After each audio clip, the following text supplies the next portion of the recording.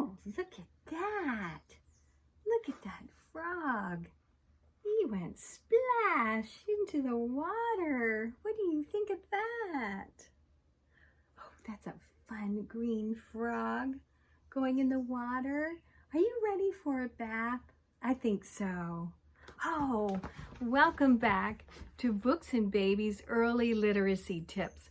My name is Laura Gangstad. I'm a librarian at the Hussey-Mayfield Memorial Public Library, and this is my dog friend, Libby.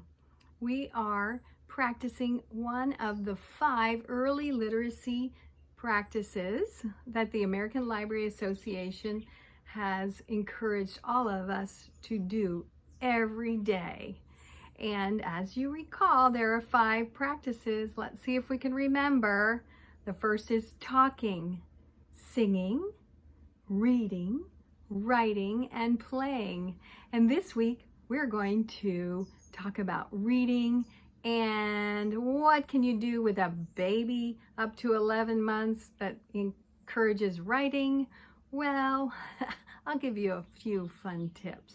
There are 2 really important things to think about when you want to develop a reader in your house.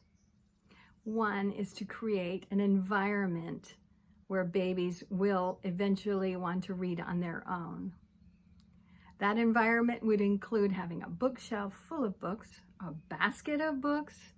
It would also include you being a good role model and sitting and reading yourself. Siblings are very good role models.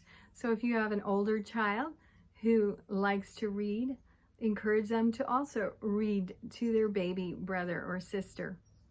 Babies don't always know the words, but they hear, and eventually with repetition and routine, they will pick up on reading. The environment. A nice chair, a couch, a pillow, or a routine area where you will read with your baby. Nice lighting is always good.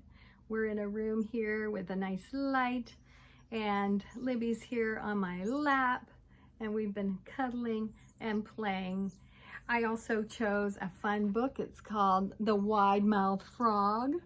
It is not really a baby board book, but it has lots of fun pictures that pop out of the book and are exciting and will attract Libby's attention. When you read a book to a baby, you can either read all the words, word for word, or you can make up your own words. And as I said earlier, you can even sing the words so the baby can hear some sound and rhythm, the syllables, and the pronunciation as you go through the book. And also do what is called a story walk. You can walk through the pages of the book. Instead of looking at the words, you can look at the colors in the book. Look at, and let's see, we could find yellow and blues and greens. We can also, as they get older, find letters in their name. See if we can find the L for Libby. If they show early signs of reading, this will also be an indication of their reading success in school. So I encourage you to sit and read with your baby. Come to the library. We have a lot of board books that you can check out. And we also have what is called a Peapod pack. It's very simple.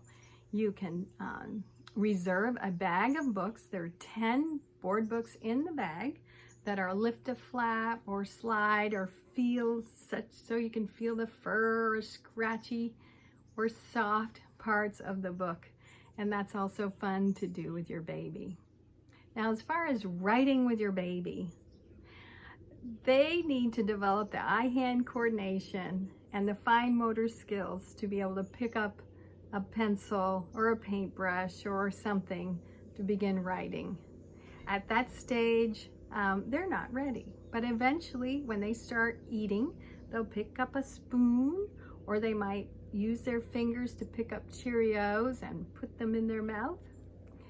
Those fine motor skills need to be developed early on. It's very important to let your baby try and not do everything for them. Their fine motor skills will also help them begin the stages of writing and painting. And also watching you with your finger on the page, drawing lines and circles and squiggles will help them begin to be early writers as well. Bye-bye. See you next week. We're going to talk about playing with your baby. Enjoy reading. See you next time.